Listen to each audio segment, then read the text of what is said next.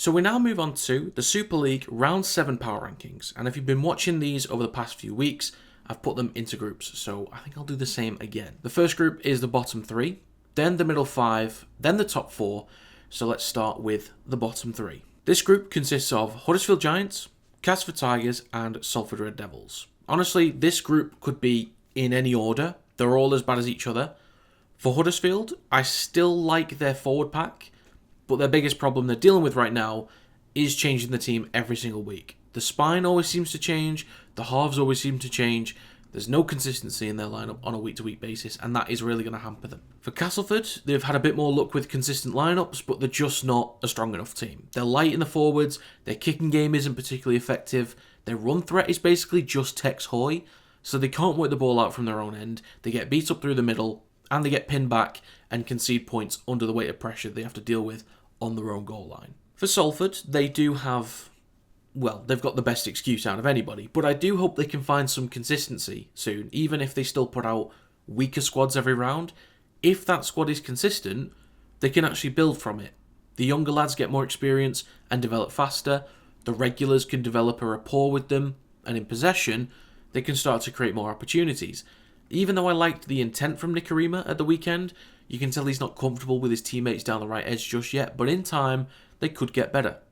Defensively, they'll still be disconnected as a line, but again, in time, that can improve with consistency. Then we move on to the middle 5, which includes Catalans Dragons, Leigh Leopards, Warrington Wolves, Leeds Rhinos, and Wakefield Trinity. Catalans Dragons have now started to distance themselves from that bottom 3 since they started improving at least defensively over the past 3 to 4 weeks, say. I don't know if they're fully caught up to the midfield yet, so I'd like to see them tested a bit more. The forwards are getting more post-contact meters, getting quicker play the balls, and in the backs they look more dangerous. So they're building as a group, but they're still, unfortunately, miles off where I think they should be based on the team they've got on paper. Leigh Leopards took on a poor Castleford team, but won as comfortably as you'd expect them to. The back-to-back wins that they've had now will do their confidence the world of good.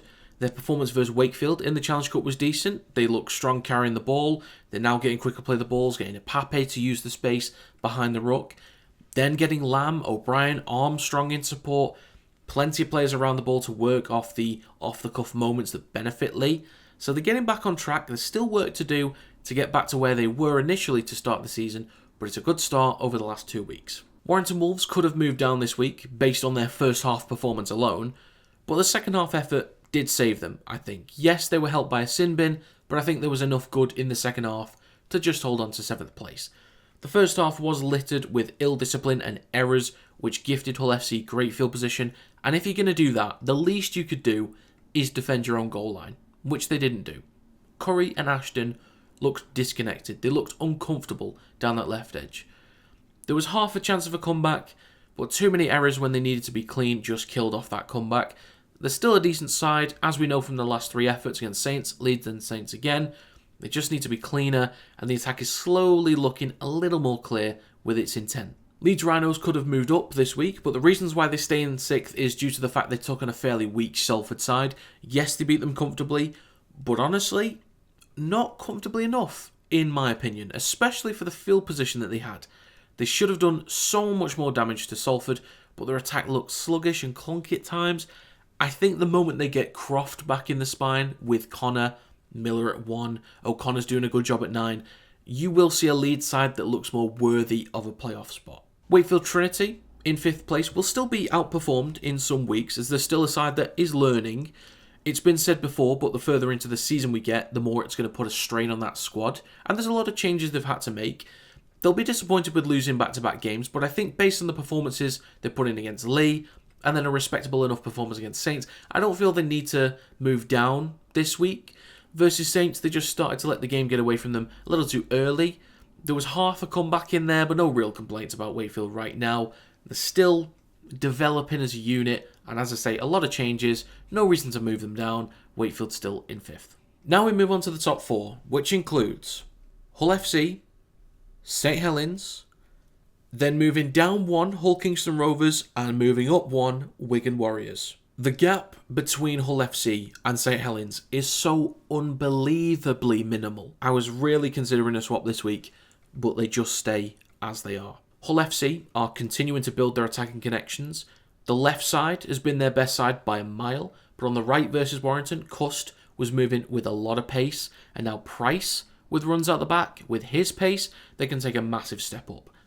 Defensively, they looked really well disciplined, and one thing that actually worked in their favour against Wire was having two centres in the back row. I believe the likes of Hardacre and Chamberlain, who I believe were the two back rowers, were shifting really well. So when Warrington tried to create an overlap or get the numbers on Hull, the back rowers could shift across, get the inside pressure, and even up the numbers out wide. Hull FC are doing a great job through the middle, great job defensively, starting to build those attacking connections, as I said, and can maybe move up into third next week, but we'll have to see. But that's Hull FC still in fourth.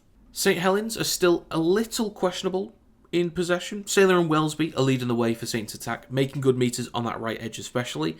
They just look uncomfortable in the red zone when they need to speed up and they can't put teams on the back foot.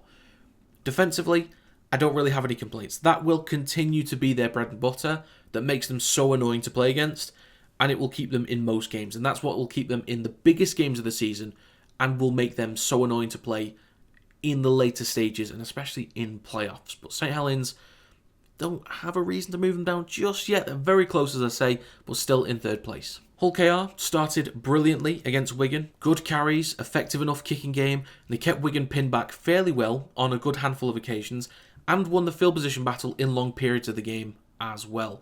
Just as the game went on, there was a few moments of ill-discipline or errors which cost them, and when you turn over the ball in the midfield and you give possession to the likes of those Wigan players, they're going to do a lot of damage to you. But KR put in a great shift for a massive portion of the game. I think they maybe lacked a killer instinct when they had that 2-point lead in the second half, when I think it was 14-12. They were happy to go into the back and forth, but the moment they made a mistake, they were punished by Wigan. Wigan will be disappointed with their start versus Hull KR. It didn't look like they were up for the pace of the game or the battle in the middle. I don't think they were poor, necessarily. I think they were just outworked, in my opinion. But as the game went on, they chipped away. French, Field, Eckersley, Wardle, Leeming through the middle, produced a few quality moments to keep them in the fight. As we got further into the game, as I said with KR, they were happy to go for the back and forth game.